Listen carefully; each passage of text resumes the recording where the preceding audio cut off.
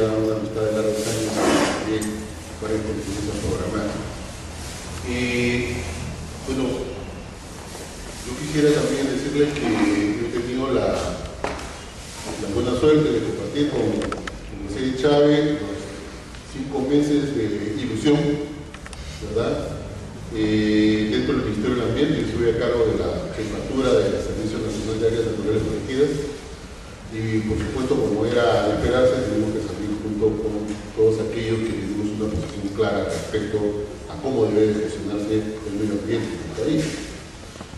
Cuando uno se hace la pregunta si el Estado es un enemigo del medio ambiente, yo diría que el Estado es efectivamente ineficiente, el Estado tiene una serie de debilidades y de hecho adolece una gran capacidad, una gran limitación de capacidades para poder hacer una gestión del ambiente. ¿Eso lo convierte en un enemigo? Yo creo que no.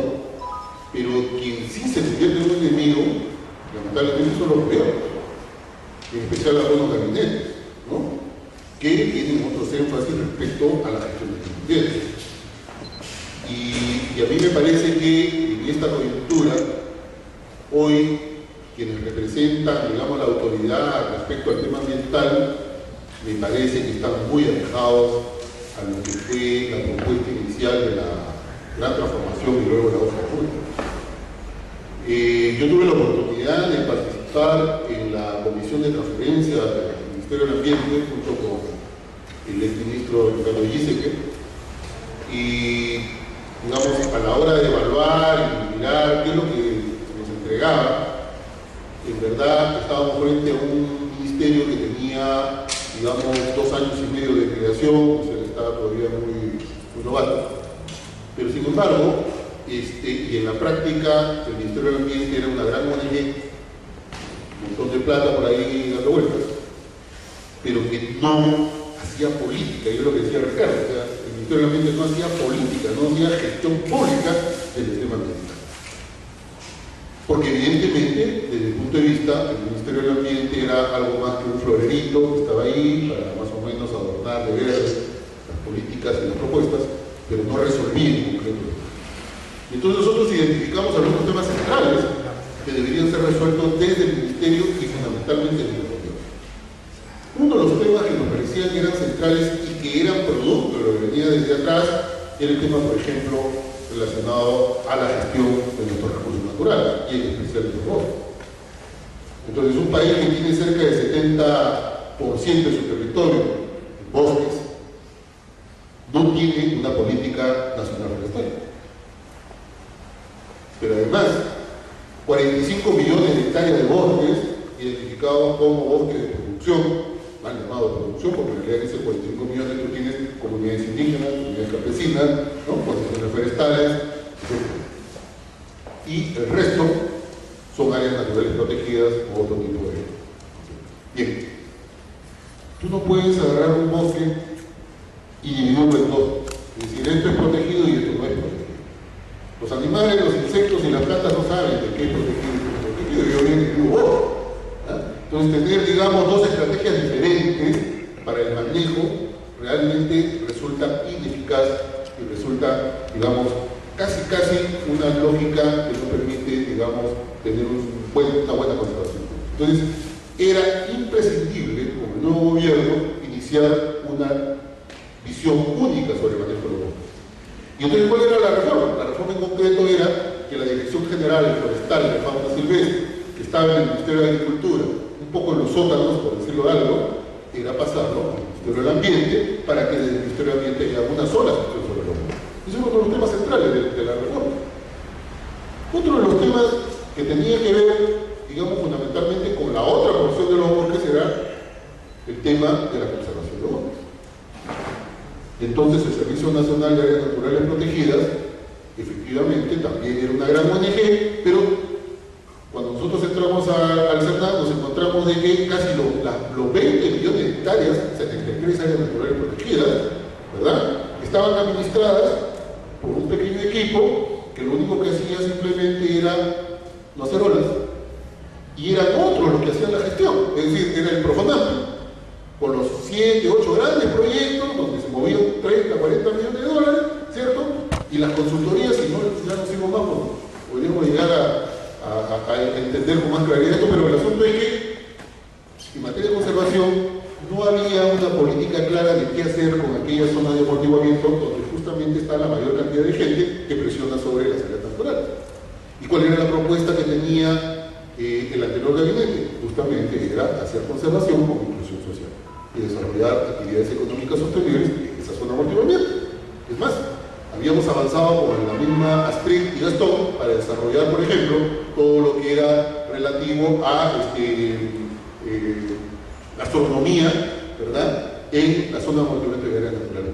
O sea, había todo un proyecto aprobado por la CAF, que ahora ya lo tiraron al tacho, porque no les interesa. ¿No? Otro de los temas tenía que ver, seguramente, José va a desarrollar un poco más, tiene que ver con el tema de la gestión ambiental. Entonces nosotros teníamos clarísimo que así como estaba la UEFA, ¿ya?, en esas condiciones,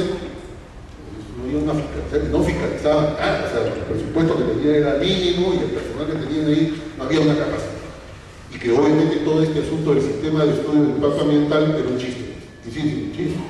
Porque tú no puedes tener ahí a un funcionario con un montón de expedientes para revisar, y en la práctica gran parte de estos expedientes son aprobados por defecto. Es decir, como no llega a revisarlo todo al mes, bueno, pues se cumple la etapa y tiene que ser aprobado. O sea, y cuando uno revisa los estudios de impacto ambiental, gran parte son copy-paste. Y algunos hasta muros, ¿no? Cuando hemos estado en el CERNAM, hemos encontrado, por ejemplo, que había algunas grandes empresas petroleras o hidroeléctricas o mineras que tienen algunas actividades dentro de la zona de amortiguamiento y que necesitaban una opinión de su estudio de impacto ambiental. Y tú te encontrabas con estudio de impacto ambiental que era muy flexible, la verdad. O sea, tenías a Conoco Phillips, ahora que había toda una bronca en el Nanay, por ejemplo, que nos venía a decir, oiga, yo tengo un estudio de impacto ambiental aprobado con 28 sísmicas, pero estas 3 de acá no las voy a hacer aquí, ahora las voy a hacer en este otro lado, ¿ya? Pero entonces quiero que usted me haga respetar eso. No, hermano, si tú mueves estas 3 líneas a otro lado, es otro estudio. Y se molestaban por eso, y por supuesto te amenazaban.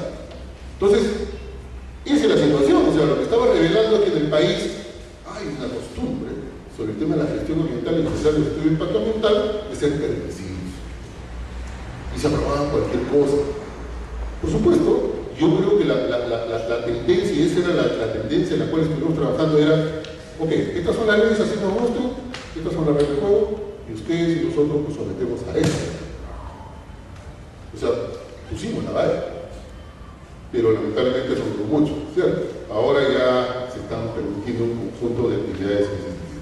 Pero esa era otra parte de la agenda que estaba planteada en esta, digamos, hoja de ruta ambiental que se había planteado desde lo que iba a ser el nuevo gobierno.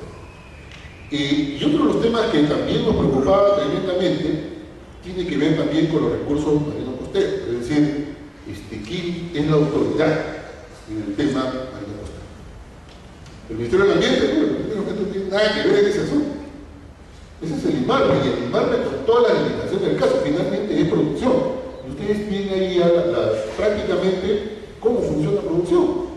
Yo no me he solidarizado y yo la verdad reconozco la valentía de nuestra amiga Patricia Maglú, que ha tenido la decencia de renunciar ante una situación que ya todo el mundo conoce cuando se ha ido a la calle. ¿Alguien ha dicho eso? ¿Algo después de eso? ¿Alguien se ha pronunciado sobre las denuncias que hay ahí? Entonces, y eso es un tema central que había que resolver. Y cómo todos nosotros logramos también centralizar desde el Ministerio a todo lo que es los ecosistemas marinos costeros que obviamente están en el. Porque yo creo que en el país todavía, en lo que hacen política, siguen pensando en nuestros ecosistemas como cosas separadas, ¿cierto? Los bosques, ¿verdad? Las lomas, el mar, o sea, hay una separación de los ecosistemas cuando la naturaleza actúa de manera holística e integral. Entonces esa nueva visión es un invento, eso ya está ahí y se genera gran parte de las respuestas a los grandes problemas que tenemos están en la naturaleza. O sea, por eso no hay que ser un sabio. Si ustedes hablan con algún indígena, antiguo indígena con ciertos conocimientos, es un manejo del rojo impresionante, simplemente con la observación del lugar donde vive. Lo que pasa es que hay otros que tenemos que pasar por la universidad para entender esos procesos, ¿cierto? Pero hay otros que nacen con esos conocimientos. Entonces yo creo que el tema, digamos, ambiental en el país tiene, por supuesto, grandes deficiencias. Entonces, por un lado, porque no tenemos gobiernos que tengan como prioridad el tema ambiental. El tema ambiental no es una prioridad para muchos, o sea, para Alan García no fue una prioridad. Crear el Ministerio del Ambiente fue la creación para cumplir con ciertos requisitos.